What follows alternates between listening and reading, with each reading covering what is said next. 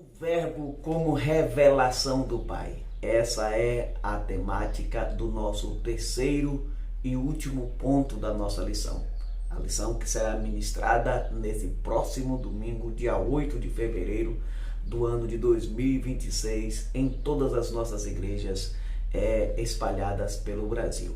E nós já comentamos os dois primeiros tópicos, já fizemos dois vídeos comentando ponto 1 e ponto 2. E agora estaremos trazendo o comentário desse último ponto, que está uma bênção, está maravilhoso para você que ama a Escola Bíblica Dominical, você que ama a Palavra de Deus. Você está no canal certo, porque aqui nós degustamos, nós nos alimentamos dessa poderosa Palavra de Deus que sai quentinha do forno dos céus diretamente para o nosso coração. E esse terceiro e último ponto da nossa lição está dividido, assim como os demais, em três subpontos, que são eles: o primeiro, a encarnação do Verbo; o segundo, a plenitude da graça e da verdade; e o terceiro, o revelador do Deus invisível. Então são esses três subpontos que nós estaremos trabalhando, e aqui nós procuraremos compreender como Deus emanou para nós através do processo, do fenômeno da encarnação do Verbo, Deus vindo até nós, o Deus Emanuel, o Deus que emana, o Deus que vem ao nosso encontro. Também estudaremos como esse fenômeno nos trouxe a manifestação e a revelação da presença de Deus de modo pleno na pessoa bendita de nosso Senhor Jesus Cristo.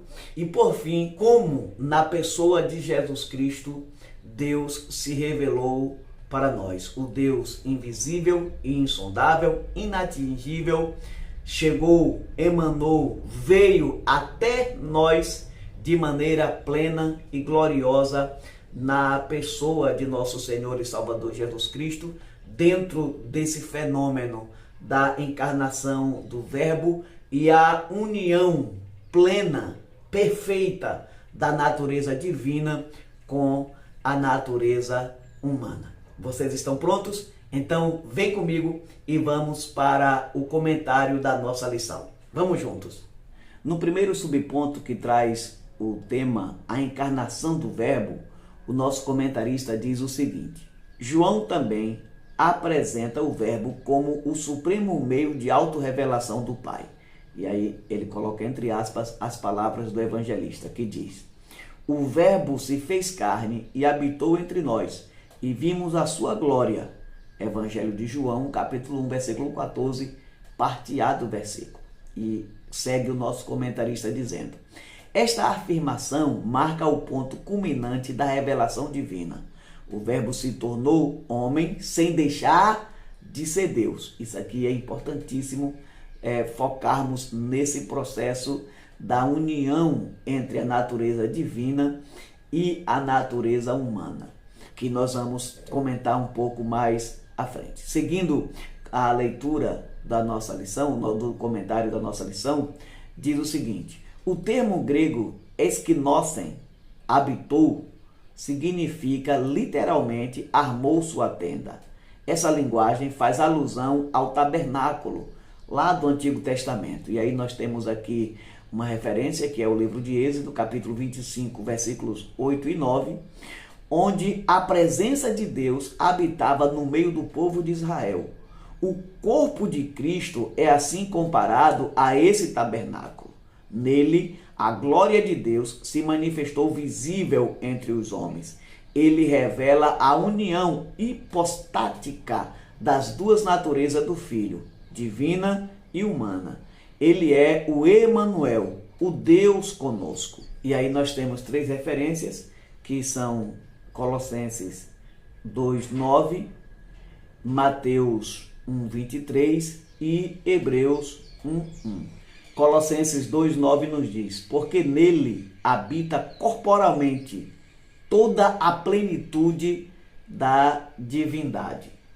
Mateus 1:23 diz: eis que a virgem conceberá e dará à luz um filho, e chamarão Emanuel, que significa Deus conosco. E Hebreus 1:1 diz: havendo Deus desde a antiguidade falado em várias ocasiões e de muitas formas aos nossos pais, por intermédio dos profetas, nesses últimos tempos, nos falou mediante seu Filho, a quem constituiu herdeiro de tudo que existe e por meio de quem criou o universo. Nesse primeiro subponto do comentário da nossa revista, da nossa lição da Escola Bíblica Dominical, o comentarista vai na direção da manifestação ou de como a encarnação do Verbo e a união da natureza divina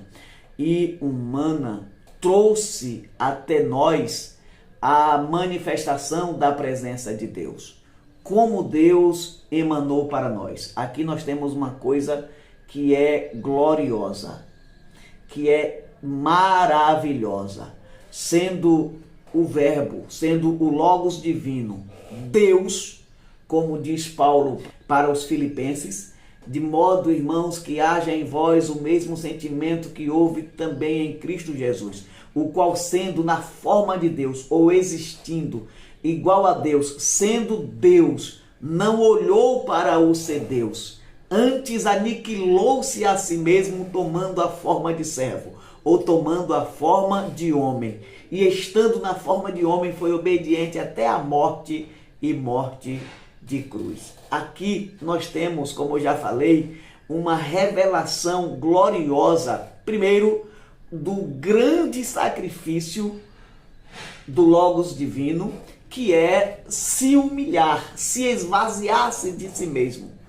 a ponto de se tornar tão pequeno, de se tornar homem. Aqui, a grandeza dessa humilhação, a profundidade dessa humilhação, eu acredito que nós temos dificuldade para compreender, porque nós sempre acreditamos que somos alguma coisa. Nós sempre acreditamos que somos mais do que realmente somos. E aí, quando a gente olha para o Verbo divino, que é Deus em essência, desde sempre, se fazendo homem, aqui tem um processo de expressão de amor, um processo de missão, um processo aonde Deus sai do seu tempo, que nós chamamos aqui de pâncronos, um tempo que acontece em sua totalidade, passado, presente, futuro, de modo simultâneo. Deus deixa a sua grandeza, a sua glória, esvazia-se, que esse esvaziar é incrível, se tornando tão pequeno como os homens, se fazendo homem, se fazendo servo, e estando na forma de servo, ele se oferece a si mesmo para ser sacrificado, para ser crucificado pelos nossos pecados, para sofrer em nosso lugar, para ser oferecido em sacrifício a Deus, aplacando a ira da justiça divina e nos dando assim a salvação eterna. Isso aqui é uma coisa gloriosa, repito, e não dá para a gente alcançar a profundidade desse processo. E trazendo até nós, nesse sentido, essa manifestação da presença de Deus, sendo o próprio Cristo agora como um tabernáculo, aonde reside plenamente a presença de Deus. Diferente do Antigo Testamento, a presença de Deus em Cristo, ela é manifestada de forma plena, de forma cabal, nos revelando assim, nas entrelinhas desse nosso comentário, o grande amor de Deus por nós. Porque aqui vale a gente lembrar que o processo da salvação não começa com o homem, ele começa com Deus. Não foi uma escolha do homem ser salvo, foi uma escolha de Deus salvar o homem. Não é o homem que dá o primeiro passo para alcançar a salvação, é Deus que emana para o homem, é Deus que vem para nós, é Deus que manifesta em Cristo Jesus a sua presença, a sua glória em nosso favor. É Ele que vem até nós, é Ele que é o grande responsável pelo processo da salvação, pelo processo da nossa libertação e da nossa vida eterna. Então é isso que nós estamos vendo aqui nesse primeiro ponto. Como Deus se manifestou e habitou corporalmente como homem na pessoa de Cristo Jesus, nessa união que nós chamamos união hipostática, unindo de forma plena, de forma absoluta, a natureza humana e a natureza divina. Assim, ele se humilhou a si mesmo, esvaziou-se de si mesmo, se fez homem sem nunca deixar de ser Deus, sem perder a sua natureza divina, apenas vivendo plenamente como homem, pisando nesta terra, anunciando o evangelho e por fim sendo oferecido em sacrifício em nosso lugar, ressuscitando no terceiro dia e se ascendendo aos céus, e hoje está à direita do Pai, como o Cordeiro de Deus que foi oferecido em sacrifício em nosso lugar, intercedendo por todos nós e nos garantindo o direito da salvação, o direito de sermos chamados, de sermos feitos filhos de Deus. E agora vamos para o nosso segundo subtema, a plenitude da graça e da verdade. João, testemunha ocular da encarnação do Verbo, declara ser a glória do unigênito do Pai, cheia de graça e de verdade. Evangelho de João, capítulo 1, versículo 14, parte B, nós já vimos esse versículo, e continua o nosso comentarista dizendo, a palavra glória, doxa, no grego, remete ao conceito da Shekinah, a presença gloriosa de Deus entre o seu povo. Temos mais uma referência que é Êxodo 40, 34 e 35. Porém, enquanto a glória na antiga aliança se manifestava parcialmente, em Cristo ela se mostra plenamente. Aí nós temos mais uma vez o Evangelho de João, capítulo 2, versículo 11 e 17, do 1 ao 5. Seguindo o comentarista da nossa lição, a frase cheio de graça e de verdade revela o conteúdo dessa glória. Diferente da lei dada por Moisés, Cristo encarnou a própria graça salvadora e a verdade eterna. Ele não apenas ensinava a verdade, ele é a verdade. E não apenas oferece a graça, ele é a plenitude da graça de Deus. Uma provisão contínua que se manifestou salvadora a todos os homens. Aí nós temos a referência do Evangelho de João 1:17, parte A, Evangelho de João ainda, capítulo 14, versículo 6 e Tito 2:11. Nesse segundo subponto, nós estamos vendo a manifestação da glória de Deus através da pessoa de Cristo Jesus. E aí o nosso comentarista faz uma comparação entre a manifestação da glória de Deus no Antigo Testamento, que nesse sentido era uma manifestação parcial, e eu diria a conta-gota, como por exemplo, apenas 3 grupos de pessoas estavam habilitadas para receber a presença do Espírito Santo, que seria no caso os reis, os sacerdotes e os profetas. E essa glória também, ela se manifestava, e aí tratando-se do tabernáculo em específico, era ali aonde residia a presença dessa glória de Deus. No caso, através da encarnação do Verbo, dessa união que nós chamamos de união hipostática entre a natureza divina e a natureza humana, a glória de Deus se manifestou de modo pleno e inesgotável, de modo pleno, alcançando todos os homens em todas as épocas, em todos os lugares. Não mais de forma parcial, não mais em um único lugar, como no tabernáculo, não mais apenas em 3 categorias de pessoas, mas uma manifestação plena e abrangente, capaz de alcançar todos os homens nos quatro cantos da terra, de todas as épocas e em todos os lugares. E aí, o nosso comentarista diz que nessa manifestação da glória, Jesus se revela como a própria graça de Deus. Nesse sentido, ele é a verdadeira graça. Ele não ensina sobre a graça, ele é a graça encarnada. Ele não ensina sobre a verdade, ele é a própria verdade.